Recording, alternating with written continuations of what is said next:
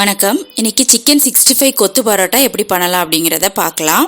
அதுக்கு நான் ஒரு கடாயில் 2 டேபிள் ஸ்பூன் நல்லெண்ணெய் எடுத்துருக்கிறேன். கொத்து பரோட்டாவுக்கு நான் இன்றைக்கி 4 பரோட்டா எடுத்திருக்கேன். இன்றைக்கி பரோட்டா எல்லாமே ஹோம்மேட் பரோட்டா தான், கடையில் வாங்கினது கிடையாது, நானே பண்ணேன். இந்த பரோட்டா எப்படி பண்ணோம் அப்படிங்கிற வீடியோ லிங்க் டிஸ்கிரிப்ஷனில் கொடுத்துருக்கேன், போய் பார்த்துக்கோங்க. இந்த பரோட்டாவை குட்டி குட்டியாக பிச்சு வச்சுருக்கேன். பரோட்டா எல்லாமே மீடியம் சைஸ் பரோட்டா, ரொம்ப சின்னது கிடையாது, ரொம்ப பெரிய பரோட்டாவும் கிடையாது. அது எண்ணெயில் ஒரு 2 மினிட்ஸ் நல்லா ஃப்ரை பண்ணிக்கோங்க. ஃப்ரை பண்ணதுக்கப்புறமா 2 முட்டை ஆட் பண்ண போகிறேன். 4 பரோட்டாவுக்கு 2 முட்டை ஆட் பண்ணிக்கலாம். இப்போது 2 முட்டை எடுத்துருக்கிறேன், அதையும் இதில் ஊற்றி பரோட்டாவில் எல்லா இடத்துலையுமே படுற மாதிரி நல்லா கிளறி விட்டுருங்க. அடி பிடிக்காமல் பார்த்துக்கோங்க. முட்டை வேகிறதுக்கு ஒரு 2 நிமிஷம் ஆகும். அது வரைக்கும் விடாமல் நல்லா கிளறிடுங்க.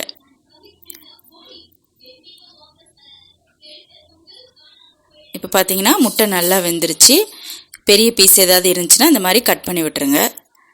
நல்லா கிளறிட்டு அடுத்து நம்ம சிக்கன் சால்னா இதில் ஆட் பண்ண போகிறோம். இப்போ சிக்கன் சால்னா பார்த்தீங்கன்னா சிக்கன் சால்னாவுமே வீட்டில் பண்ணது தான். அதோட வீடியோ லிங்க்கும் டிஸ்கிரிப்ஷனில் நான் கொடுத்துருக்குறேன். இதுலேயுமே பீஸ் இருக்கும். நான் இந்த பீஸை ஆட் பண்ணலை, ஏன்னா நம்ம சிக்கன் 65 ஆட் பண்ண போகிறோம். அதனால் அந்த சால்னா மட்டும் எடுத்து நான் ஆட் பண்ணுறேன்.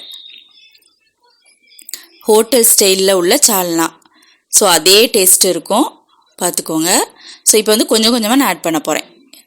இப்போ கொஞ்சம் ஆட் பண்ணி, ஏன்னா அந்த பரோட்டா அந்த சால்னாவை அப்சர்வ் பண்ணிகிட்டே இருக்கும். அதனால் கொஞ்சம் கொஞ்சமாக ஆட் பண்ணி இந்த மாதிரி மிக்ஸ் பண்ணிகிட்டே இருங்க. ஒரு மாதிரி ட்ரை ஆகிற மாதிரி இருந்துச்சுன்னா கூட கொஞ்சம் சால்னா ஆட் பண்ணிக்கோங்க. இப்போ நான் கொஞ்சம் சால்னா ஆட் பண்ணுறேன்.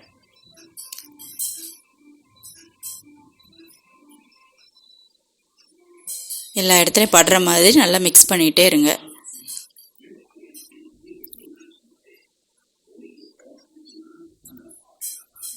அடுத்து இந்த பரோட்டா இந்த சால்னாவில் கொஞ்சம் நல்லா வேகணும். அதனால் என்ன பண்ணலாம் அப்படின்னா, கொஞ்சம் ஒரு 2 மினிட்ஸ் மூடி போட்டு மூடி வச்சுக்கலாம். இப்போ கொஞ்சம் நான் சால்னாவும் ஆட் பண்ணியிருக்கேன். உங்களுக்கு ட்ரை ஆகிற மாதிரி இருந்துச்சுன்னா அந்த டைமில் சால்னா ஆட் பண்ணிக்கோங்க.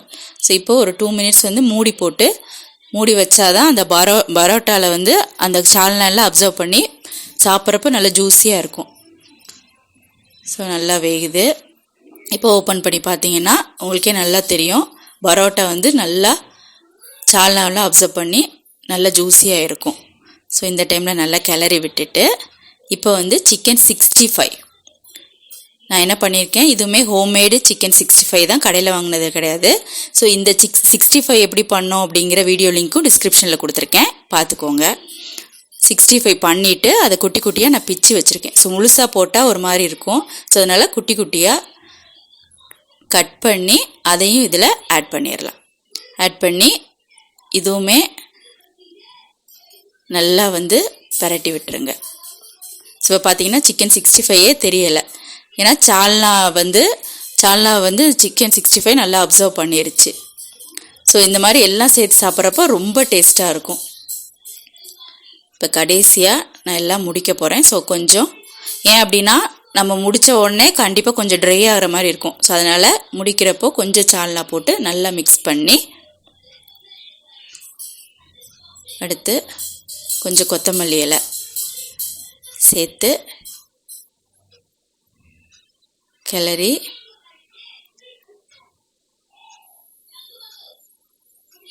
அப்படியே வச்சு க்ளோஸ் பண்ணிட வேண்டியதான். கண்டிப்பாக ட்ரை பண்ணுங்கள், ரொம்ப டேஸ்ட்டாக இருக்கும். கடையில் வாங்குறதை விட நம்ம பண்ணுறது ரொம்ப டேஸ்டியாக இருக்கும். எல்லாருமே ட்ரை பண்ணுங்கள். தேங்க்யூ.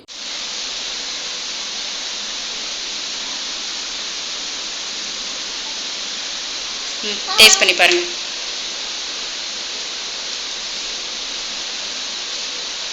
எடுத்து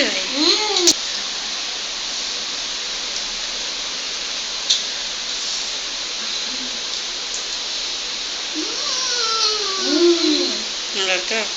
நல்லா இருக்கு. சரி.